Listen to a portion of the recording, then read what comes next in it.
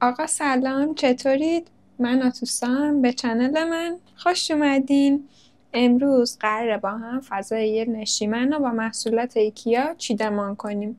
با من همراه باشید.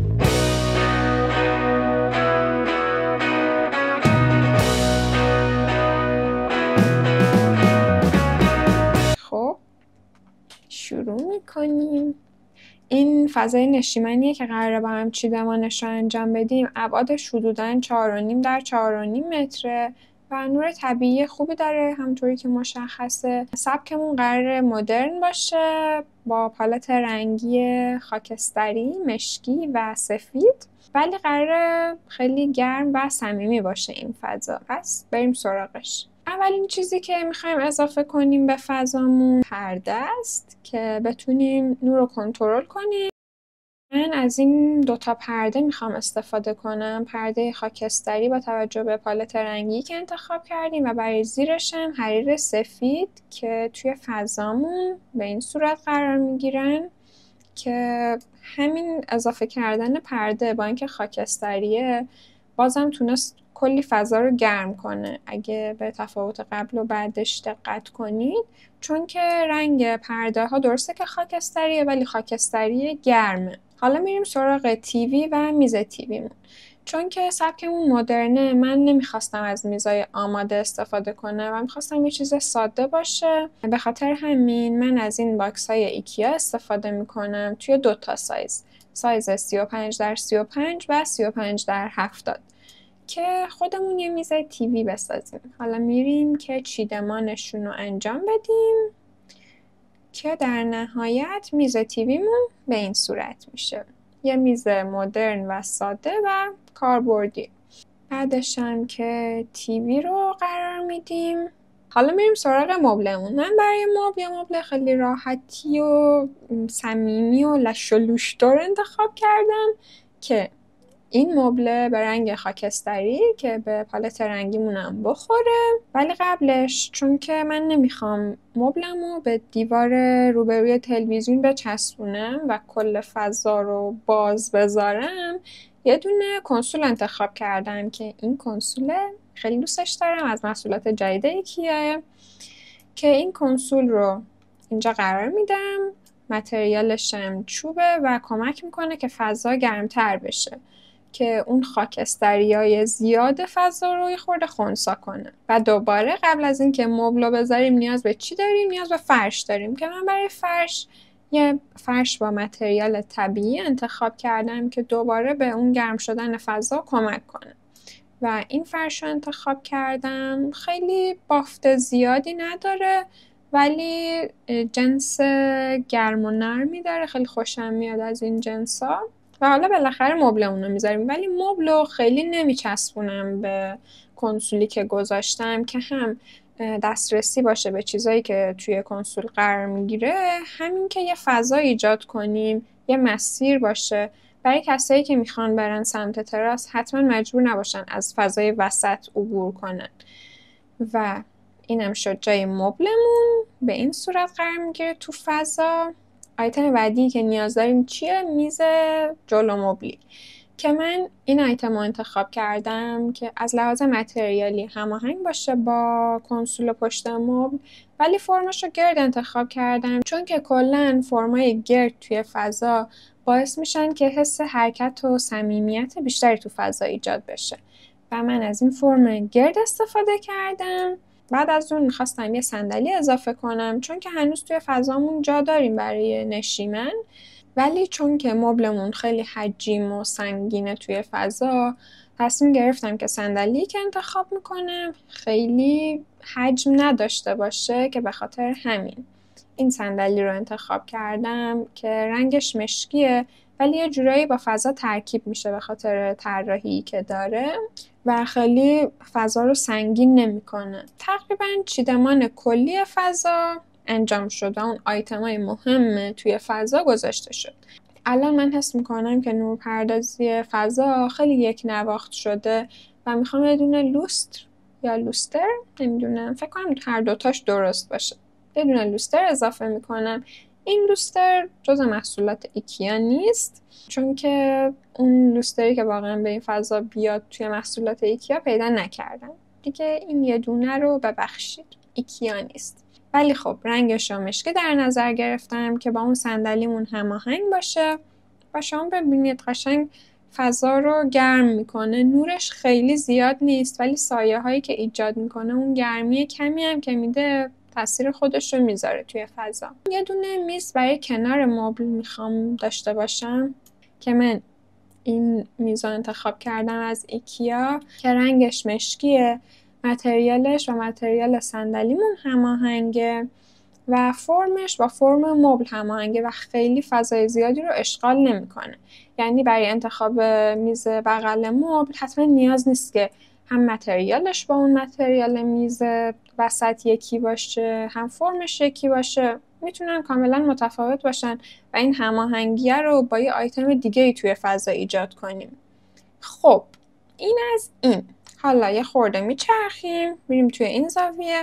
در حال حاضر این زاویه‌مون به این صورته. اول میایم مبل میدیم کنار و یه خورده میریم جلوتر که کنسولمون رو چیدمان کنیم. طبقه زیر کنسول رو من برای نگهداری وسایلی که یه خورده فضا رو شلوغ میکنه و نمیخوایم توی دید باشه در نظر گرفتم که از 3 تا باکس استفاده کردم. یکیش این باکس حصیریه و 2 تا هم از این باکس های ایکیا که رنگاشون به پالت رنگیمون میخوره. حالا میریم سراغ طبقه بالای کنسول که بیشتر تو چشمه و باید درست چیدمان بشه.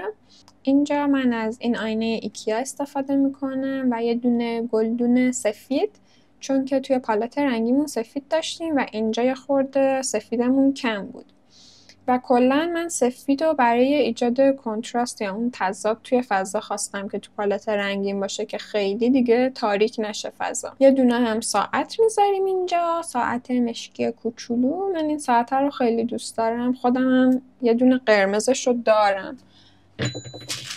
نشونتون بدم، تقریبا شبیه همونه. خب حالا برای اون سمت کنسول یه چند تایی کتاب میچینیم، یه دونه هم چراغ رومیزی میذاریم اینجا. من کلا چراغا و نورپردازی ها رو خیلی دوست دارم و برام مهمه توی طراحیام. بعدش هم یه گلدون کوچولو هم میذاریم و چند تا هم گل کوچولو میذاریم توش. حالا این 2 تا قسمت چیدمانش تموم شد، اون وسط خالی مونده. یه دونه گلدون بزرگتر میذاریم و یه دونه شاخه خیلی ساده توش میذاریم، چون فضامون مدرنه خیلی گلای بزرگ و سبز و سبزی زیاد بهش نمیاد، ولی چون نیازه که طبیعت رو وارد فضامون بکنیم من از این مورد استفاده کردم. حالا برمیگردیم عقب، مبلمون رو میاریم سر جاش و توی این زاویه به این صورت همچنان یه خورده این شاخه از اینجا پیداست. البته اون چیدمانی که برای کنسول انجام دادیم خیلی توی این زاویه دیده نمیشه. کلا من هدفم از گذاشتن اون کنسول و چیدمانش به خاطر اون نماییه که توی زاویه اصلی داره، نه از این زاویه. این زاویه‌مون کلا خیلی خالی و سبک دیوارش نسبت به اون مبل حجیمی که اونجا هست. 2 تا قاب عکس اضافه میکنیم با طرح‌های مدرن و مینیمال. و حالا میرسیم به آیتم مورد علاقه من تو کل این صحنه. این آباژور مورد علاقه خودمه، خیلی فرم و طراحی خوشگلی داره. حتی اگه خاموشم باشه میشه به عنوان یه اکسسوری اون کنار دیوار قرار بگیره و خیلی خوشگله واقعا، که به این صورت میشه تو فضامون. نورش هم نور گرمه، واقعا خوشگله، خیلی دوستش دارم عزیزم، دوستت دارم. حالا چرا من اینو اینجا استفاده کردم؟ چون یه متریال پارچه تور داره و سفیدم هست که خب به پالت رنگی میخوره و اون متریال پارچش با پرده هماهنگه و کنار پرده خیلی هماهنگی باحالی داره. حتی فرمش هم مثل فرم پرده است که اینجوری چین خورده، خیلی باحال میشه کنار پرده این آباژور به طور کلی. نور بعدی که میخوام استفاده کنم این چراغ دیواری گرده که اینم از مورد علاقه هامه، ولی نه به اندازه اون. اینو برای این انتخاب کردم که فرمش با فرم میز وسطمون هماهنگی داشته باشه، که فقط یه دونه چیز گرد توی فضا نباشه. کلا همه چیز توی فضا باید با هم هماهنگ باشن، ولی به این معنی نیست که اون هماهنگی‌ها همه توی یه چیز باشه. یعنی چی؟ یعنی اگه من دارم از فرم گرد توی میز وسطم استفاده میکنم، نیاز نیست که همه میزام فرمشون گرد باشن. اون گردی یا اون دایره‌ای بودن رو توی چیزای دیگه تو فضا میتونم تکرار کنم که خیلی همه چیز تکراری و یک دست نشه، ولی هماهنگی ایجاد بشه. اینم شد پس چراغ دیواریمون و تا اینجا به این صورت شد. حالا میریم سراغ دیوار روبرویی که خب بیشتر تو دیده، قشنگ روبروشیم، نشستیم اونجا و داریم میبینیم تیوی رو. من اینجا خواستم یه گلدون اضافه کنم که گلدونای سایز بزرگ ایکیا خیلی محدود بودن، ولی خب به فضای ما خدا رو شکر این یکی میومد. یه گلدون ساده خاکستری روشن که اونجا قرارش میدیم و یه دونه هم درخچه میذاریم که اون سبزیمون توی فضا باشه، ولی درخت حجیم و پربرگی توی این مدل فضا نباید استفاده کنیم. که اینم شد این که توی دیدمون روبرومون یه آیتم سبز باشه، چون که گیاه کلا توی فضا، توی هر فضایی خیلی حس خوبی میده و نیازه که باشه، ولی باید اون نوع گیاه متناسب با فضا و سبکی که داریم انتخاب بشه. خب حالا میز تیویمون رو میایم چیدمان کنیم و دوباره میریم سراغ یک چراغ دیگه برای روی میز تیویمون که من این چراغ رو انتخاب کردم. یه چراغ ساده که قرارش میدیم توی اون قفسه هامونم یه 2-3 تا کتاب میچینیم، مثلا ما خیلی کتاب خونیم. حالا این بر یه دونه گلدون قرار میدیم. این گلدونه هم جزو آیتمای جدید ایکیاه و خیلی خوشگله واقعا.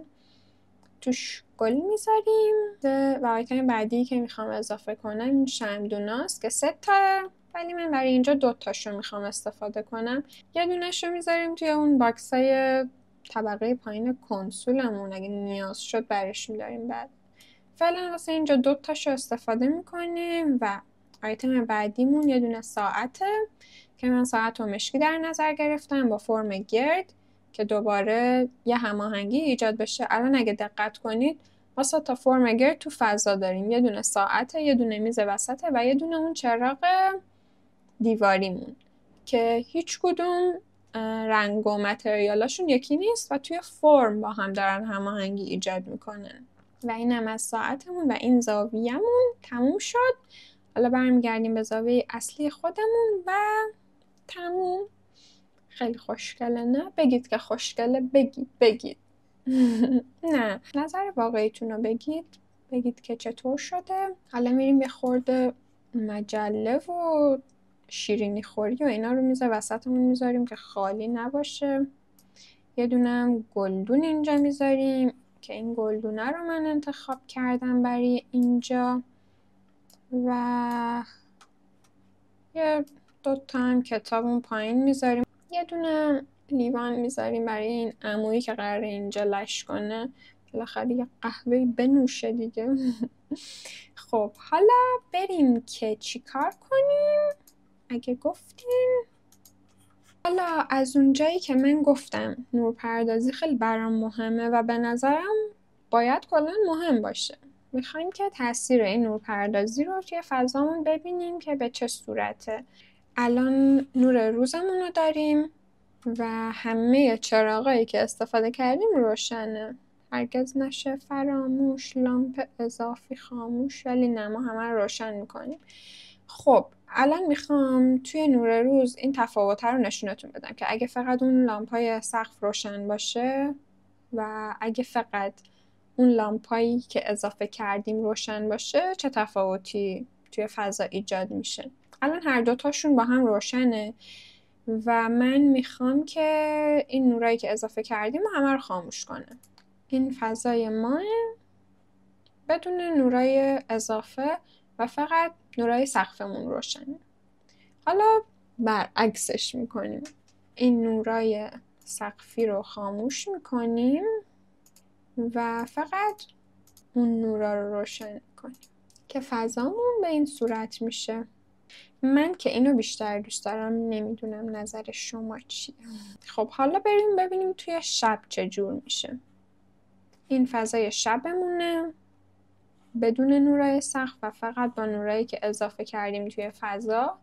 حالا نورای سقفم روشن میکنیم برای زمانی که میخوایم فضا روشن‌تر باشه. خب توی شب هم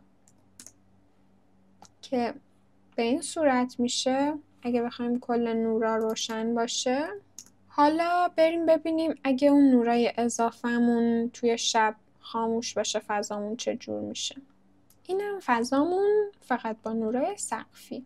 من حتما از زاویه‌های دیگه با نورپردازی متفاوت آخر ویدیو میذارم براتون. لینک همه محصولاتی رو هم که استفاده کردم اگه بتونم توی دیسکریپشن همین ویدیو میذارم. اگرم که نتونم توی استوری اینستاگرامم حتما همه لینک ها رو میذارم و هایلایت میکنم تا زمانی که بتونم به دیسکریپشنم لینک اضافه کنم. هنوز نمیتونم. و دیگه اینکه حتما نظرتون رو به هم بگید راجع به این مدل ویدیوها و به هم بگید که دوست دارید فضای بعدی که طراحی میشه چی باشه، پالت رنگیش چی باشه، سبکش چی باشه، که با هم دیگه فضای مختلف با سبکای مختلف با پالت رنگی مختلف رو چیدمان کنیم و طراحی کنیم. مرسی که تا اینجا همراهم بودید. بای.